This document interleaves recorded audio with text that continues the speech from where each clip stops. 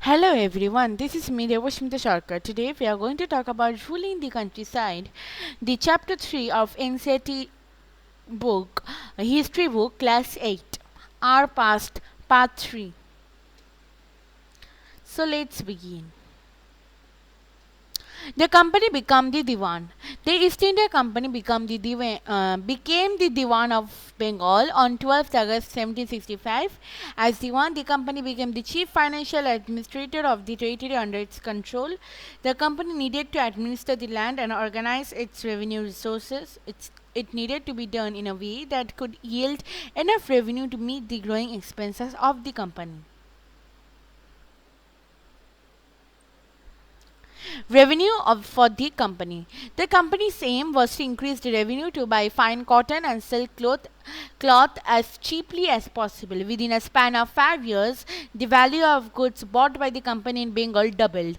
The company, before 1865, purchased goods in India by importing gold and silver from Britain.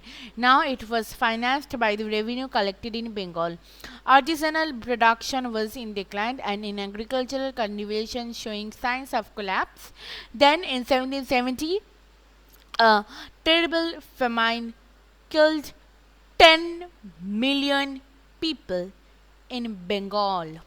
Wait, let me show you some pictures about the famine of 1770. Just a second. So yeah, we got the great Bengal famine of 1770, which is also known as Chiattore Monontor. There is a story written in this Chiattore Monontor, and the poet's name is Bonkim Chandra Chattopadhyay. You can see the story; it's very nice, and you can get to know all the information all the destructions that had been done in Chiattore Monontor, or the Great Bengal Famine of 1770. Here, see, let me read some. Okay, read few lines of this famine.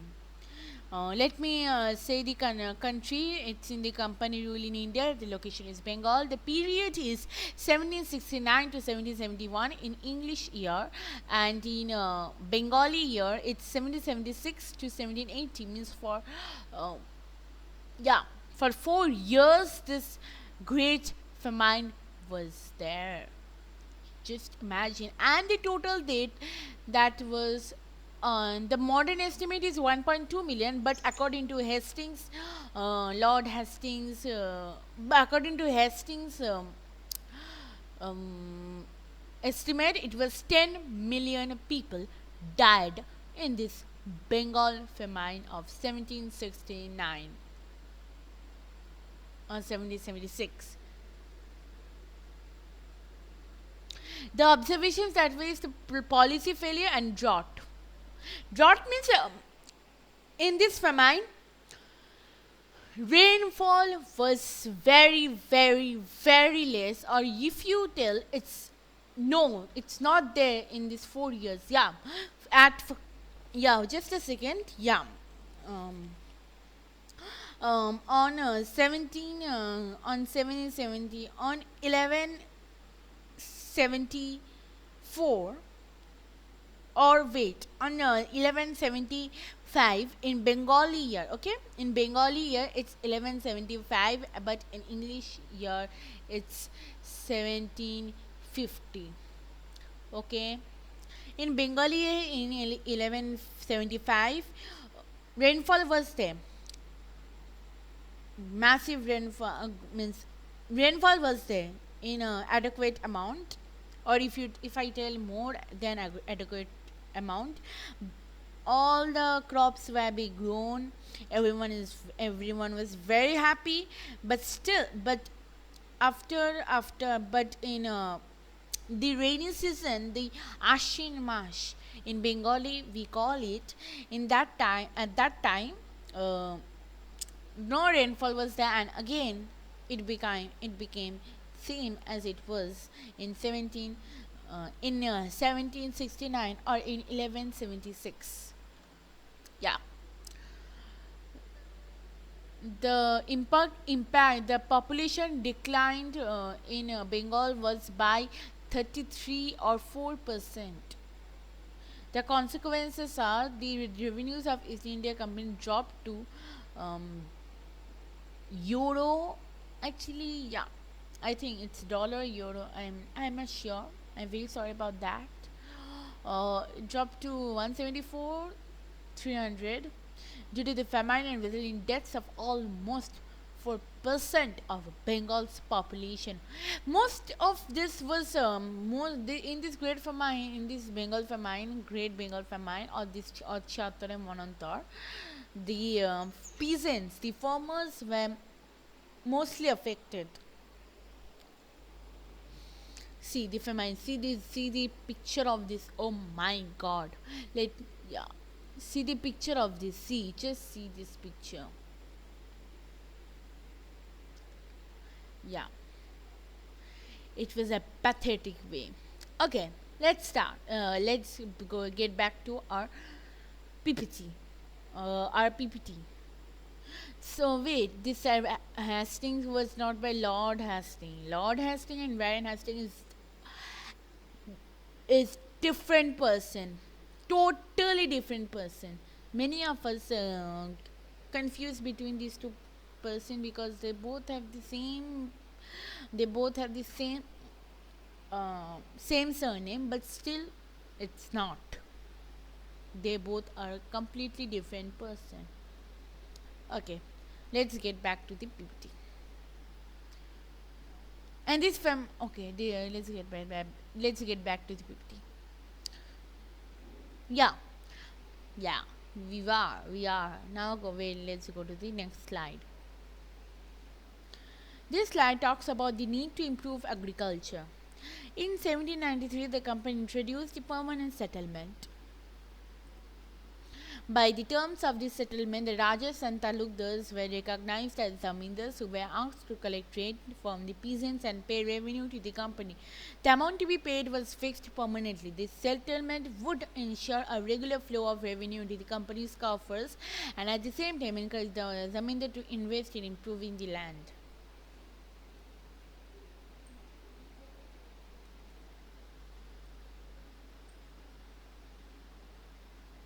The problem The problem is that the permanent settlement created problems. Soon the company officials discovered that zamindars were not investing in the improvement of land, but rather the fixed revenue was very high. Means the zamindars were not interested in improving the land, rather they were profiting. Means they were taking a huge amount from the peasants. They are giving the fixed revenue that the permanent one to the company, and the rest they are keeping to buy themselves. By the first decade of the 19th century, the situation changed. The prices in the market rose and cultivation slowly expanded. Even then, the zamindars were not interested in improving the land. In the villages, the cultivator found the system extremely oppressive. The rent they paid to the zamindar was high, so they took a loan from the moneylender, and when they failed to pay the rent, they were evicted from the land. A new system was devised. The company official decided to change the system of revenue. Holt Mackenzie devised the new system which came into effect in 1822. Under his direction, collectors went from village to village inspecting the land, measuring the fields and recording the customs and rights of different groups.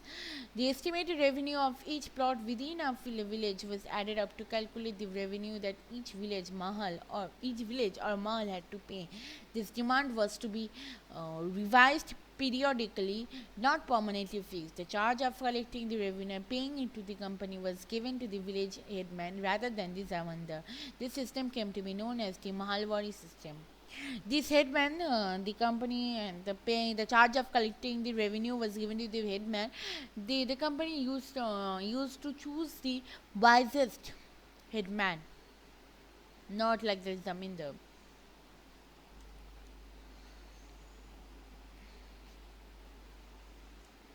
The Munro system. In the British territories in the south, a new system was devised known as the Roitwar or Roitwari. This system was gradually extended all over South India. The settlement had to be made directly with the cultivators' riots, or known as the riots, who had tilled the land for generations. Their fields had to be carefully and separately surveyed before the revenue assessment was made.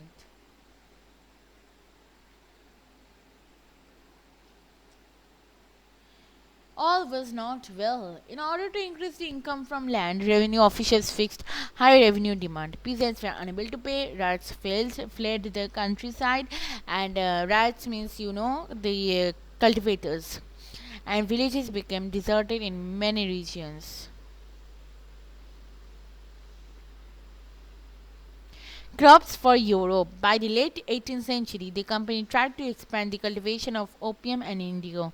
The company forced cultivators in various parts of India to produce other crops: jute in Bengal, tea in Assam, sugarcane in United Provinces, now in Uttar Pradesh, wheat in Punjab, cotton in Maharashtra and Punjab, and rice in Madras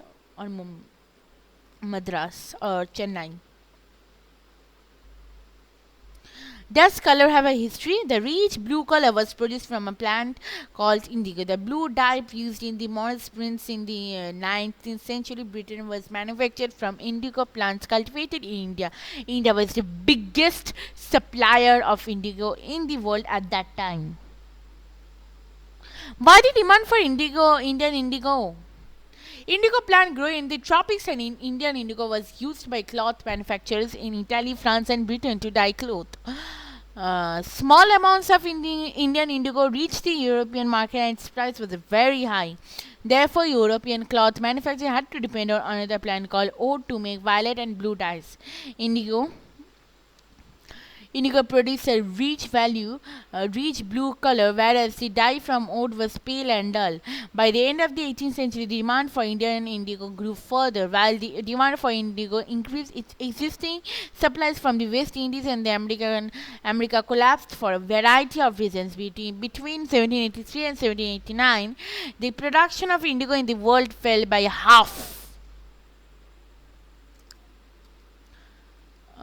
Do you know when the peasants, when the farmers had to grow indigo in their crop, then no other crop can be grown uh, in that field. Like the main is wheat. Wheat can't be grown in that field, but indigo was grown, and many revolted about that, but nothing happened. Britain turns to India.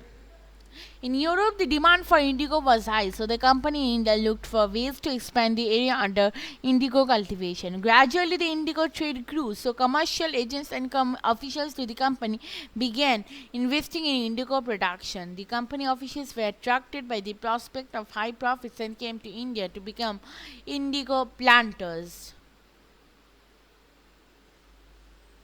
How was indigo cultivated? There were two main systems of indigo cultivation, niche and royalty. Within the system of niche cultivation, the planter produced indigo in lands that he directly controlled. He either bought the land or rented it from other zamindars and produced indigo by directly employing hired laborers. The problem with niche cultivation. Under niche cultivation, the planters found it difficult to expand the area. Indigo could only be cultivated on fertile lands. Planters attempted to lease land around the indigo factory and evict the peasants from the area. Niche cultivation on a larger scale was required.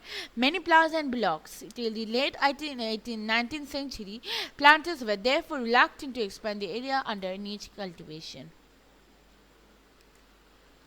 Indigo on the land of rats. The planters under the royalty system were forced to sign a contract and agreement, or known as the satta. Those who signed the contract got cash advances from the planters at low rates of interest to produce indigo. When the harvested crop was delivered to the planter, a new loan was sanctioned, and the cycle starts all over again. Peasants soon realized how the loan system was. After an indigo harvest, the land could not be sown with rice. See what I told just before this slide is written in this slide only. After the indigo harvesting, after anyone harvest indigo in the land, nothing can be grown in that land after the harvesting of indigo. And for that, many peasants revolted. The Blue Rebellion. See, many peasants just refused this grow of indigo. Let's read about it.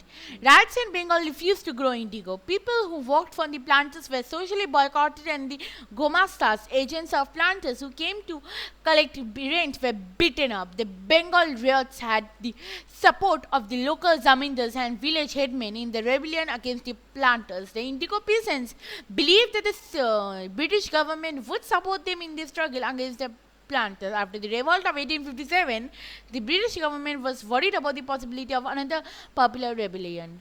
As the rebellion spread, intellectuals from Calcutta rushed to the indigo districts. The government set up the Indigo Commission to inquire into the system of the indigo production. The commission asked the rights to fulfill the existing contracts, but also told them that they could refuse to produce indigo in future.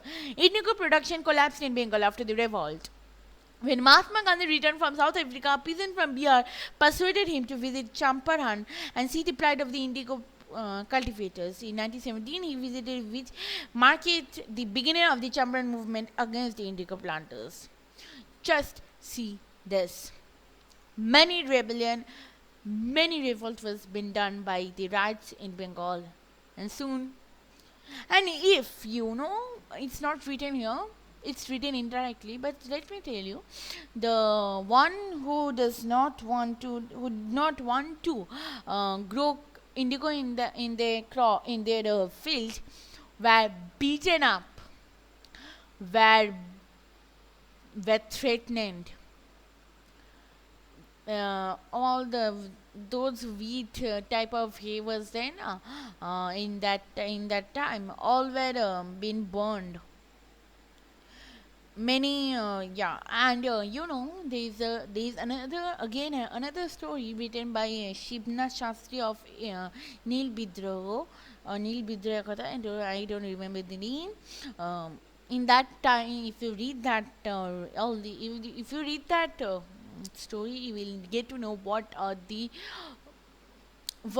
were being done by the indigo planters to the rats, to the peasants.